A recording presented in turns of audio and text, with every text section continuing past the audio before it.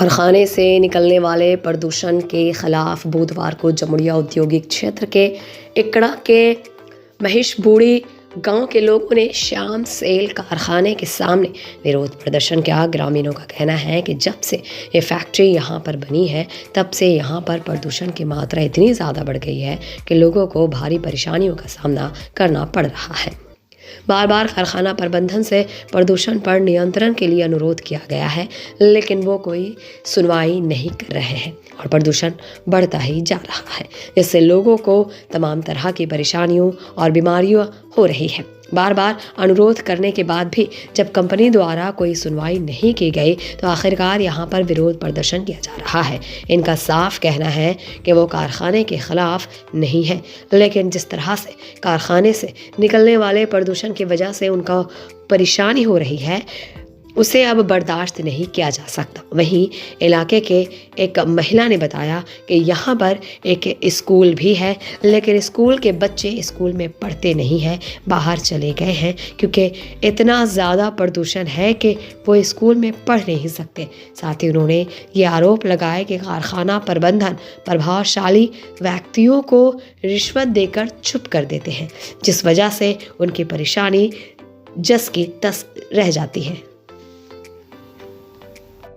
একাধিকবার জানানো হয়েছে পলিউশনের ব্যাপারে, দেখানোও হয়েছে ওদেরকে, কিন্তু এত বেপরোয়া। কালকে তো মাত্রা ছাড়িয়ে গিয়েছিল, আপনারা দেখতে পাচ্ছেন এই গাছগুলো এইখানে রান্না হচ্ছে বাচ্চাদের।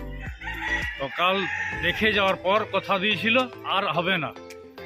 কাল আমি নিজের উঠোনটা পাম্প দিয়ে ধুয়েছিলাম, তারপরে সকালে উঠে দেখছি ঠিক এরকম অবস্থা। মানে কতটা বেপরোয়া হলে 24 ঘন্টা হয়নি, চতুর্গুণ ছেড়েছে, কাউকে এরা পরোয়া করে না। আমরা ঠিক করেছি, আমরা ছাদের মধ্যে একটা সাদা পেপার রাখবো, সেই পেপারটা 24 ঘন্টা দেখব, যদি কোনো রকম পলিউশন নেই হতে তাহলে আমরা আন্দোলন থামবে, নয়তো আন্দোলন লাগাতার আমাদের চলতে থাকবে। এরা 3 ঘন্টা হলো আমাদের গেট জাম আছে, ম্যানেজমেন্টের কোনো লোক আসেনি, কিছু বাউন্সার পাঠিয়েছিল আমাদেরকে আন্দোলনটা বন্ধ করে দেওয়ার জন্য, কিন্তু আমরা মরে গেলেও আন্দোলন বন্ধ হবে না যতক্ষণ না পলিউশনটা যায়। গতকালে তো পুলিশ এসেছিল, পুলিশ পুলিশের কথাও দিয়ে গিয়েছিল যে আর হবে না, কিন্তু সবচেয়ে দুর্ভাগ্যজনক ঘটনা এর থেকে 4 গুণ ছেড়েছে। তাই তো আবার এসে যাওয়ার পর মানে অবাক হলাম কতটা বেপরোয়া হলে এরকম ঘটনা ঘটে। আমি তো পুলিশের সামনে বললাম যে আপনারা তো এসেছিলেন, চলুন বাড়িতে গিয়ে দেখবেন। কারণ রাত্রি 12টার সময় আমি ধুয়ে দিয়েছিলাম উঠোনটা, তারপর সকাল এসে দেখছি ওর থেকে 4 গুণ বেশি। মানে কাউকে পরোয়াই করে না এরা।